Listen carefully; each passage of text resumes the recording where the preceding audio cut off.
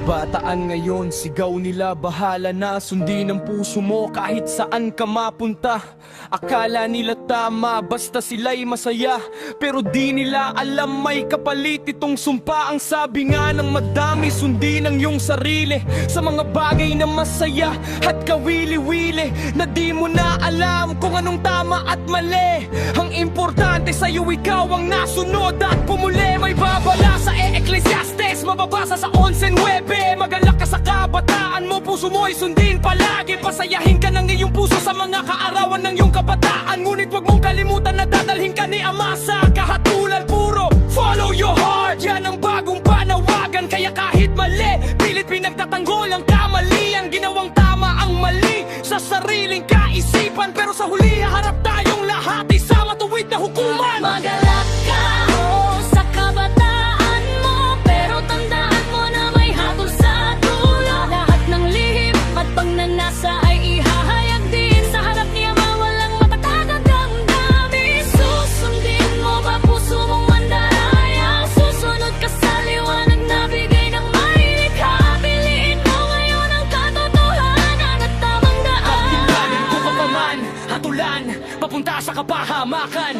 Hindi pwedeng gawin mong Diyos ang sarili mong damdamin, dahil ang puso ay madaya sa kasulatan. Dapat mo yang basahin. Hindi lahat ng gusto mo'y mabuti o galing sa itaas na payo. Madalas yan ay pita at tukso na bumabalot sa ating marupok na puso. Roma 1 pa lang, kitang kita na ang dahilan. Kilala ang Diyos pero pinili pa rin ang kasalanan. Pinalitan ng katotohanan ng sariling kagustuhan, kaya hinayaan silang malunod sa kahalayan at kapahamakan. Ngayon sa mundo, kahit bata marunong nang lumaban. Pag sinaway mo, ikaw pa masama at may kasalanan. Buhay ko to, ang sigaw nilang walang pakundangan. Hindi alam may hatol na nag-aabang sa dulo ng daanan. Hindi kalayaan ng paggawa ng kalayawan. Kung taliwas sa Diyos, yan ay tiyak na kapahamakan. Ang tunay na buhay nasa pagsunod sa Kanyang kalooban, hindi sa puso mong pabago-bago at walang katiyakan. Magalak ka sa kabataan mo, pero tandaan mo na may hatol sa dulo. Lahat ng lihim at pagnanasa ay ihahayag din sa harap ni Ama. Walang matatagong damdamin. Susundin mo ba puso mong mandaraya? Susunod ka sa liwanag na bigay ng may likha.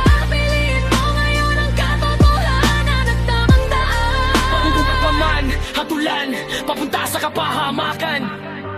Hindi lahat ng masaya sa pakiramdam ay tama.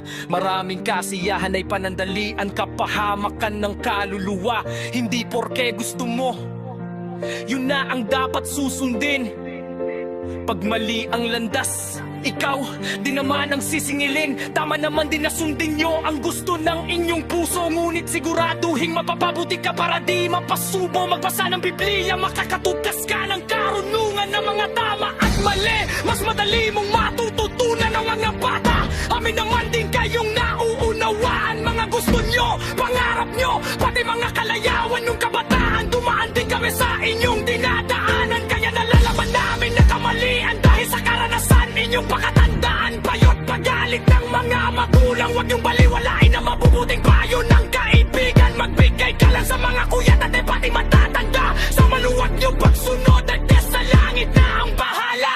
Magalak ka sa kabataan mo, pero tandaan mo na may hatol sa dulo. Lahat ng lihim at pagnanasa ay ihahayag din sa harap ni Ama. Mga matatagong damdamin. Susundin mo ba puso mong mandaraya? Susunod ka sa liwanag na bigay ng may likha.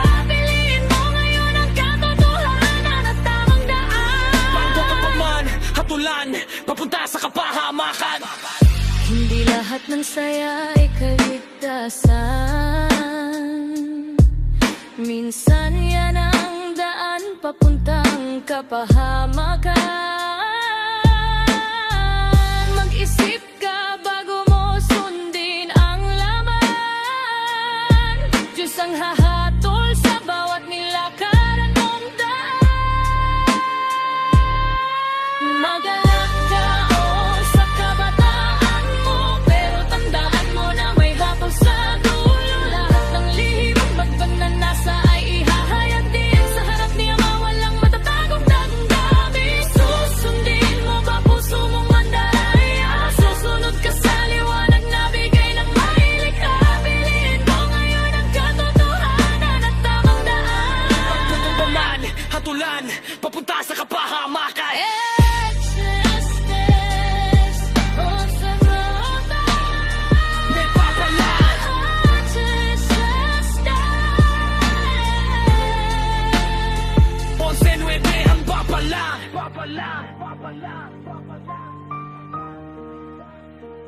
11-9 ang babala.